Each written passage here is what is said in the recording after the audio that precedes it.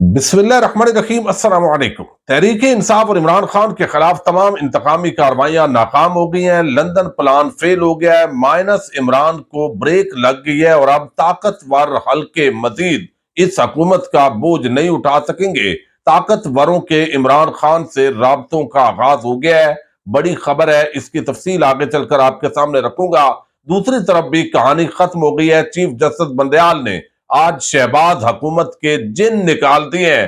8 رکنی جو آج بینچ تھا، لارجر بینچ، اس نے جو 8 صفحات پر فیصلہ دیا ہے، اس کے اندر یہ واضح پیغام ہے کہ الیکشن تو آپ کو کروانے پڑیں گے، لیکن نون لیگ کی اس وقت کیا کوشش ہے، پیپلز پارٹی جو ہے وہ کیا گیم کر رہی ہے، کیا یہ حکومت اب زیادہ عرصہ برقرار رہ سکتی ہے؟ کچھ عام سوالات ہیں، ڈیولپمنٹس ہیں، ان پر تفصیل کے ساتھ اس ویڈیو میں بات کریں گے، اور میں امید کروں گا کہ آپ ویڈیو سماعت کریں گے اور اپنے قیمتی فیڈ بیک سے ضرور آگاہ کریں گے۔ جب کہا گیا کہ پنجاب اور خیبر پختونخوا کی اسمبلیاں تحلیل کر دی گئی ہیں، 90 دن کے اندر انتخابات آئین کا تقاضا ہے، تو اس وقت ہم دیکھتے تھے نون لیگ اور اتحادی حکومت کے جو صحافی تھے وہ بڑے کانفیڈنٹ ہوتے تھے، وہ کہتے تھے ہو ہی نہیں سکتا، یہ چیف جسٹس، یہ بندیال، یہ کیا کر لے گا؟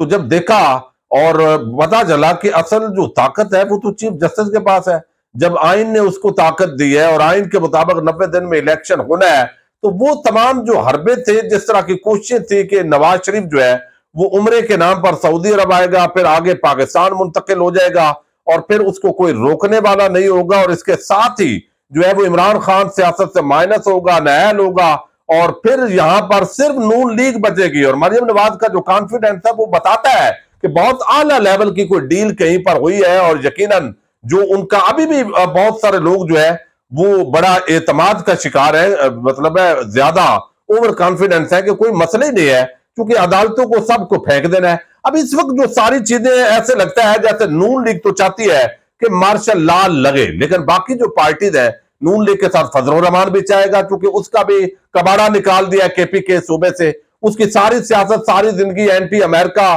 نعرے بازی وہ مصنوعی طور پر لگاتا تھا، اور اندر جا کر جو امریکی سفیر ہے اس سے کہتا تھا کہ میں مولوی دیکھنے میں ہوں، لیکن اگر آپ ہمیں آزمائیں گے اور میں آپ کا بہتر نوکر ثابت ہوں گا۔ دوسری طرف جو ہے وہ یہی کام ان کا تھا، مذہب کے حوالے سے وہ نعرے لگاتے تھے۔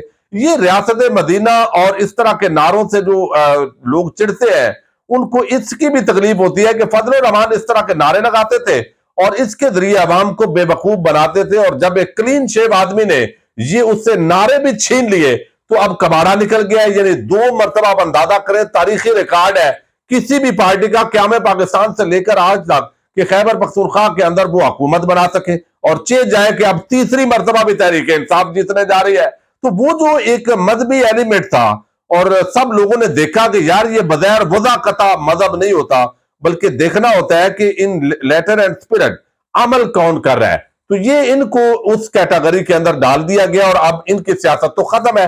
اس لیے شہباز شریف ہوگا یا کوئی اور ہوگا، ان کے لیے تو سب سے جو بڑا مسئلہ ہے وہ یہی ہوگا۔ اب اس پوری صورتحال کے اندر میں تھوڑا آپ کے سامنے رکھ دوں، انہوں نے جو بھی اب تک ہتھ کنڈے استعمال کیے ہیں، اب یہ کوشش مختلف کوششیں کر رہے ہیں، لیکن میں آج کا جو فیصلہ ہے وہ آپ کے سامنے ضرور رکھنا ہے۔ اب جسٹس مظاہر علی اکبر نقوی، ان کے خلاف اور ججز کے خلاف الزامات لگائے گئے، وہ بھی ناکام ہو گئے۔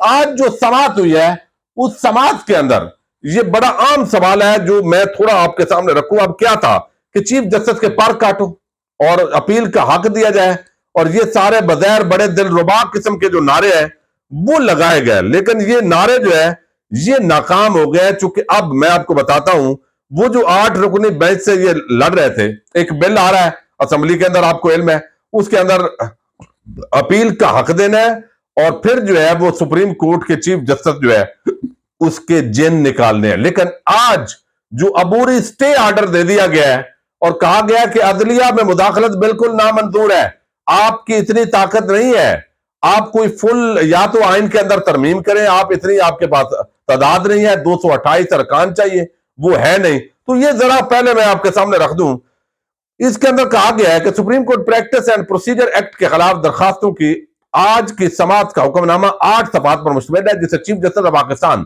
عمر عطا بندیال نے تحریر کی ہے۔ دلچسپ بات ہے، اب وہ کہتے ہیں 3 درخواستیں سماعت کے لیے آئی ہیں۔ ایک ایکٹ بادی و نظر میں عدلیہ کی آزادی اور اندرونی معاملات میں مداخلت ہے۔ دیکھیے نا، انہوں نے ایک پلان بنایا، دوسرا، تیسرا، ABCD، ان کے سارے پلان اب تک فیل ہو گئے اور اب اصل میں لندن پلان فیل ہو گیا. میں آگے چل کر بتاتا ہوں. سپریم کورٹ کا وہ کہتے ہیں کہ اس پر پروسیجر ایکٹ کے خلاف جو درخواستیں ہیں اس پر سماعت 2 مئی کو ہوگی. یعنی ٹھیک ہے، سکون کے ساتھ 2 ہفتے آرام کریں، چھٹیاں گزاریں، لیکن اس دوران یہ ایکٹ منظور نہیں ہوگا. یعنی صدر صاحب سائن نہ بھی کریں تو اس پہ سٹے آرڈر ہے، یعنی جس کو آپ بولتے ہیں آسان زبان میں، صدر مملکت ایکٹ پر دستخط کریں یا نہ کریں، دونوں صورتوں میں یہ تا حکم ثانی نافذ العمل نہیں ہوگا. آگے جو عبوری حکم نامہ آج عدالت نے جاری کیا ہے اس کے اندر کہا گیا کہ عدالت عالیہ، بڑے عام الفاظ ہیں جو آج تحریر کیے گئے. انہوں نے کہا کہ عدالت عالیہ اور خصوصی طور پر سپریم کورٹ کی ادارہ جاتی آزادی کے لیے متفکر ہے. اس ضمن میں مفاد عامہ اور بنیادی انسانی حقوق کے لیے عدالت کی مداخلت درکار ہے. سیاسی جماعتیں چاہیں تو اپنے وکلاء کے ذریعے فریق بن سکتی ہیں. کیا مقننہ کے پاس سپریم کورٹ کے قوانین میں رد و بدل کا اختیار ہے؟ جس کے پاس یعنی مقننہ کے پاس تو ہے اگر 2/3 اکثریت ہو.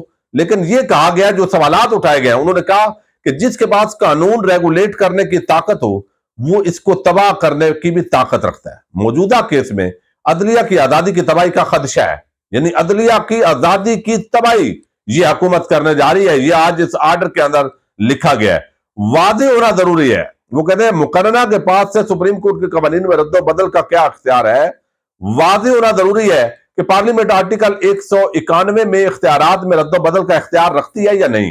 عدالت کی پریکٹس اور پروسیجر میں رد و بدل خواہ کتنا ہی ضروری ہو عدلیہ کی آزادی کو متاثر کرتی ہے. مجودہ بل یا ایکٹ کو قانون کے مطابق ہونا چاہیے. اب اس کے اندر اب آگے جو ہے حکم نامے میں لکھا گیا ہے کہ عام حالات میں سپریم کورٹ صرف فیصلوں یا ایکشن پر حکم امتناع جاری کرتی ہے. عام طور پر قانون پر حکم امتناع نہیں دیا جاتا. موجودہ کیس کے حقائق اور اثرات معمولی نہیں ہیں. اس سوال کا بھی جواب دیا گیا ہے جو اعتزاز حسن اور دیگر جورسٹ کہتے ہیں کہ یہ ابھی چونکہ قانون بنا نہیں تو اس موقع پر اس کے خلاف ایکشن نہیں ہو سکتا سپریم کورٹ میں. اس کا جو جواب ہے وہ چیف جسٹس کے 8 صفحات پر مشتمل جو فیصلہ ہے اور تمام 8 ججوں نے اس کو انڈورس کیا آج کے آرڈر کو، تو یہ دیا ہے. وہ کہتے ہیں کہ یہ روٹین کے مطابق جو عدالت کام کرتی ہے وہ سپریم کورٹ صرف فیصلوں یا ایکشن پر حکم امتناع جاری کرتی ہے. عام طور پر قانون پر حکم امتناع نہیں دیا جاتا، لیکن موجودہ کیس کے حقائق اور اثرات معمولی نہیں ہے. بادی نظر میں ایکٹ سپریم کورٹ کے اختیارات میں براہ راست مداخلت ہے.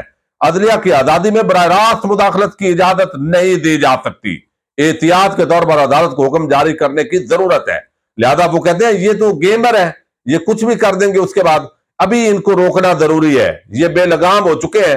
اب آگے وہ کہتے ہیں کہ پارلیمنٹ سپریم کورٹ رولز میں ترمیم سے اپیل کا حق بھی دے رہی ہے. دیکھنا ہوگا کیا پارلیمنٹ عدالت کی ایپلیٹ دائرہ اختیار میں ترمیم کر سکتی ہے یا نہیں.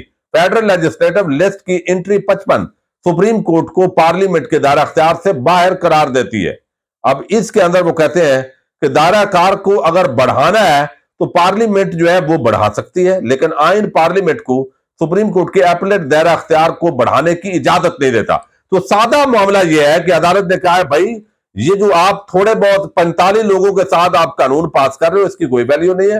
اگر کوئی آپ بدلنا ہے تو 2/3 اکثریت کے ساتھ جو ایک آئین میں ترمیم درکار ہے وہ آپ کو کرنا پڑے گا. آگے آخری پیراگراف کے اندر کہا گیا ہے کہ درخواست گزار کے وکیل نے عام قانونی نکات اٹھائے ہیں. عدلیہ کی آزادی سے متعلق بھی نکتہ اٹھایا گیا. سپریم کورٹ بل کی آئینی حیثیت کا جائزہ لے گی.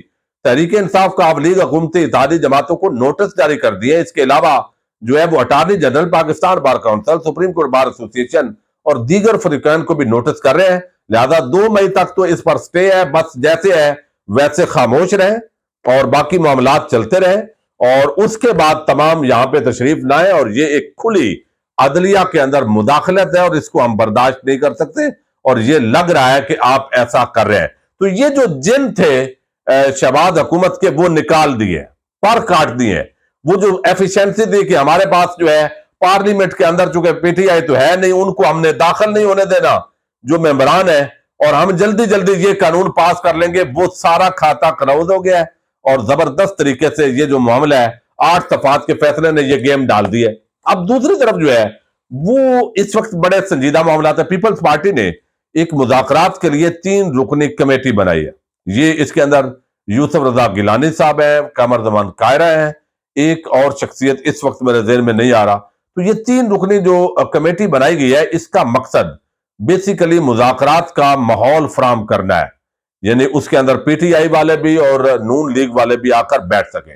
اب نون لیگ کی پوری جو کوشش ہے، وہ کوشش یہ ہے کہ کسی طریقے سے مارشل لا لگے. یہ میں کئی دن سے بات کر رہا ہوں، لیکن اجمل جامی صاحب نے آج اس پر اپنی ایک خبر دی ہے، وہ آپ کے سامنے رکھنی ضروری ہے.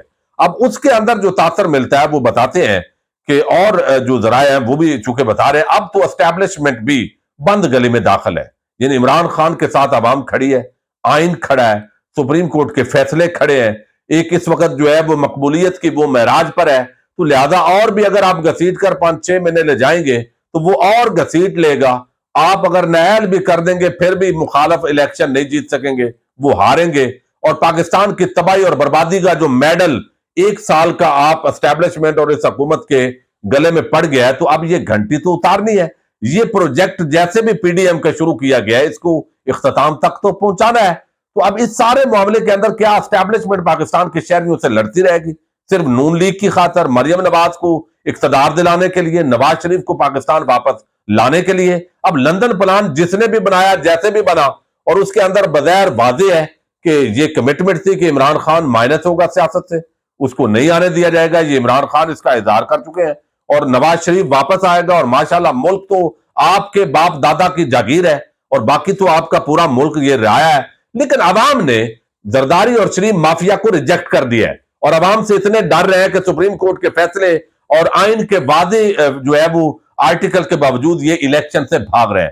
تو اب طاقتور حلقوں کے اندر بھی کچھ جو شخصیات ہیں وہ ایکٹیو ہوئی ہیں. اور اجمل جامی صاحب کا یہ کہنا ہے کہ ایک سابق عسکری قیادت ہے، جو اوپر والے 3 عہدے ہوتے ہیں، ظاہر ہے chairman joint chief of staff committee ہوتا ہے، آرمی چیف ہوتا ہے، D G I S I ہوتا ہے. تو اب ان میں سے کون ہے؟ لیکن ایک وہ اس لیول کی شخصیت ایکٹیو ہے، ایک نیم عسکری فلائی ادارہ چلانے والی شخصیت ہے، اسٹیبلشمنٹ سے ان کا تعلق ہے، وہ بھی متحرک ہے. اب مذاکرات کا راستہ پیپلز پارٹی سے نکالنے کی کوشش ہوگی، جو کہ آگے جو ہے فرنٹ فٹ پر تو پھر بھی ایک سیاسی جماعت کا ہونا ضروری ہے. اسی لیے 3 رکنی یہ کمیٹی بنی ہے، اور اب تحریک انصاف اور اسٹیبلشمنٹ دونوں کا اب اس حوالے سے رابطہ ہے. اور کچھ لوگوں نے جو ہارڈ لائنر ہے اسٹیبلشمنٹ میں، ان کو سمجھایا گیا ہے کہ بھائی ملک برباد ہو گیا ہے، معیشت تباہ ہو گئی ہے، اور یہ جو تمغہ ہے یہ 1971 کی طرح کا تمغہ آپ کے جو ہے وہ ہمیشہ وہ سر پڑے گا. اور آپ کتنا یہ جو ٹوکرا ہے، اس گند کے ٹوکرے کو اٹھا کے رکھیں گے. تو یہ ساری چیزیں مختلف ذرائع سے بھی آ رہی ہے، اور اب پی ٹی آئی کو انگیج کیا جا رہا ہے. نون لیگ اور فضل الرحمان وہ تو بند گلے میں ہے، چونکہ وہ کہتے ہیں عمران خان معافی مانگے، عمران خان کہتے ہیں یہ چور ہیں، ڈاکو ہیں، زرداری کے لیے بھی وہ یہی کہتے ہیں. لیکن بہرحال مذاکرات سے یہ راستہ نکلنا ہے، اور اس کے لیے اب اسٹیبلشمنٹ عمران خان سے صلح کرنے کے لیے کوشاں ہے. اس کے لیے ماحول سازی جو ہے اس کا آغاز ہو گیا ہے، اور پی ڈی ایم پروجیکٹ ظاہر ہے بند کرنا پڑے گا. یہ جس طریقے سے زرداری اور شریف مافیا کو مسلط کیا گیا ہے، ان کی واپسی کو ان کو بھی ایگزٹ دینا پڑے گا، اور باقی جو یہاں پر آئین کا تقاضا ہے وہ بھی سارا ہونا ہے. تو دیکھتے ہیں نون لیگ مارشل لا لگوانے میں کامیاب ہوتی ہے، یا بالآخر نون لیگ کو اور چند جو اور فضل الرحمان ٹائپ بندے ہیں ان کو ہاتھ جوڑ دیے جاتے ہیں کہ بس ہم نے بہت آپ کی خدمت کی، ہم نے بہت کوشش کی، لیکن اب عوام چونکہ آپ سے نفرت کر رہے ہیں، تو اب ہم اس سے آگے کیسے جا سکتے ہیں. تو اس طرح کے کچھ معاملات ہیں جو محتاط انداز میں آپ کے سامنے رکھے ہیں. اجازت دیجیے گا، اللہ حافظ.